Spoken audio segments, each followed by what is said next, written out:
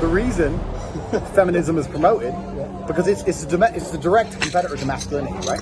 The reason masculinity is directly attacked is very simple. Every single rebellion in history, every single revolution in history took place when men got pissed off and went to the streets. If you're the elites of the world, there's only a few of you and there's a lot of very pissed off men. You have to make sure men don't realize I'm working for fucking nothing. They're forcing me to put a mask on. They've closed my business. They've taken my travel away. If you wanted to do something like Corona, you need to destroy masculinity, absolutely. Think how many politicians got blasted for less. I mean it. Like, I don't mean it in a bad way. I mean it in just like, think how many bad things happened to whoever, rulers or whatever, for doing a lot far less in terms of restricting freedom than Corona. How do you do it? You remove masculinity, and you do that specifically by taking one man, putting her with one woman, making it basically impossible for him to leave because he's going to face a financial downfall or destruction. Let him sit there in a sexless marriage with kids who don't really respect him, paying taxes until he dies. You have to remove the warrior spirit from men to control a society. If men still have warrior spirit, you can't control us on this. Everyone's going to be like me, and we're all going to say no. You don't want that. You don't want men to say no. So this is the reason it's done. It's all done very, very purposefully. Don't think that, oh yeah, they're making me live, society's trying to make me live a life I'm not happy with, and it's reducing my testosterone levels, and it's making me miserable. Why does it do that? It's all done absolutely and utterly on purpose. Absolutely and utterly purposeful. It's purposeful.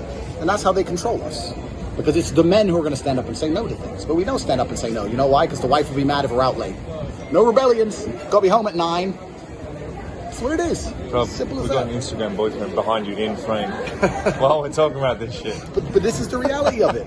I understand completely why, as a government, they've come along and said, look, one man, one woman, sit there, even though they know it's not biologically normal. There's a few reasons for it, right? So we've got the first reason. Let's talk about the one man, one woman thing, where it came from. Because everyone knows it's not biologically normal.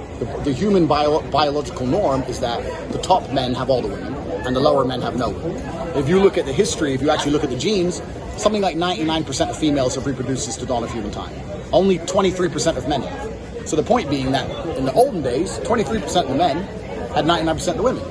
And that isn't necessarily a genetic thing, that's a power thing, that's a success thing, right? You can be a king, you ain't gotta be something special, but you're the king. So you fuck all the girls, right? All those other dudes never got pussy. So the reason society's come along and say one man, one woman is for two reasons. One is because it destroys the spirit of the man, like we just discussed, to avoid rebellion.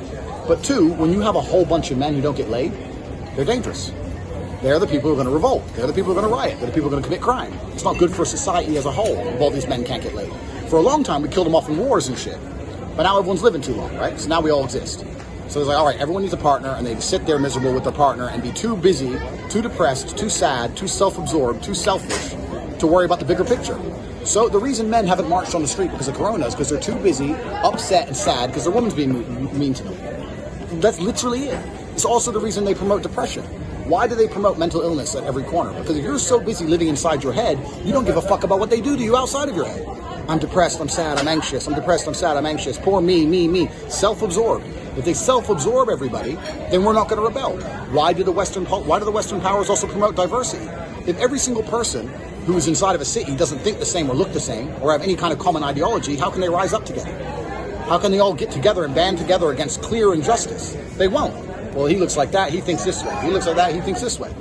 Diversity, feminism, matrimony, all this shit is deliberately designed to stop the men at the bottom realizing they're getting fucked and standing up and doing something. That's all it is. It's completely a plan. It's been put together and the elites pulled it off fantastically. That's all it is.